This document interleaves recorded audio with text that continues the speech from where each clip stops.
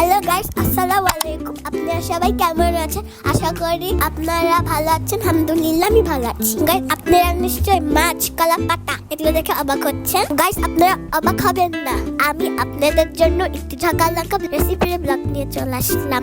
Guys, আপনারা আমাকে অনেকেই মেসেজ দিয়ে বলেন রেসিপির ব্লগ চাই, তাই নিয়ে আসলাম আমার দাদির হাতের একটি মজার মাছের রেসিপি। ঝাল ঝাল, অনেক ঝাল, অনেক টেস্টি।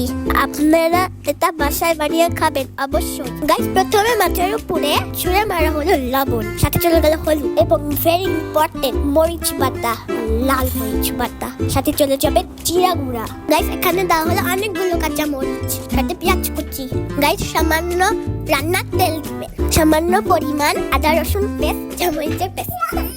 গাইস, তারপর চটকে চটকে মাখাবেন, এমন মাখা দিবেন যেন মনে হয় এখনই খাওয়া যাবে। বেশ কিছুক্ষণ ধরে মাখাবেন, খেয়াল রাখবেন যেন মাছগুলো না ভেঙে যায়। তারপর সবগুলো ভাবে সাজাবেন, ভিডিওতে খেয়াল করুন। গাইস, এভাবে মাছগুলোকে সাজানোর পরে কলা পাতা দিয়ে এগুলো ঢেকে দিবেন। আপনারা ভিডিওতে খেয়াল করেন, এত তো বললে বোঝানো যায় না, ভিডিওতে যেভাবে দেখানো হচ্ছে ওইভাবে করবেন। গাইস, তারপরে এটা বাটবেন। এটা কি দিয়ে বাটছে আমি জানি না, আপনারা তো নিশ্চয়ই বুঝতে পারছেন। গাইস, আমার রাহিবা আর মেহনুবা ওরাও রান্না বান্না শুরু করে দিয়েছে। এরকম একটা ফ্রাই প্যানে বসিয়ে দিলাম। গাইস, তারপর হালকা করে একটু তেল দিয়ে দিবেন। গাইস, এবার ঢাকনা দিয়ে চেপে ঢেকে দিবেন, একটু হাওয়া বাতাস ঢুকানো যাবে না। আর চুলার জ্বালতে দিবেন মিডিয়াম। গাইস, এই দেখেন বসে পড়লো মাহিবা। গাইস, এটা কিন্তু অনেক টেস্টি। গাইস, আপনাদেরকে আমি বলে রাখি, কোনোভাবে তেল কিন্তু বাহিরে পড়া যাবে না। আপনারা প্রয়োজন হলে একটু ডিপ করে দিবেন, তাহলে তেলগুলো থাকবে। ওকে গাইস, আল্লাহ হাফেজ, সি ইউ লেটার, টাটা।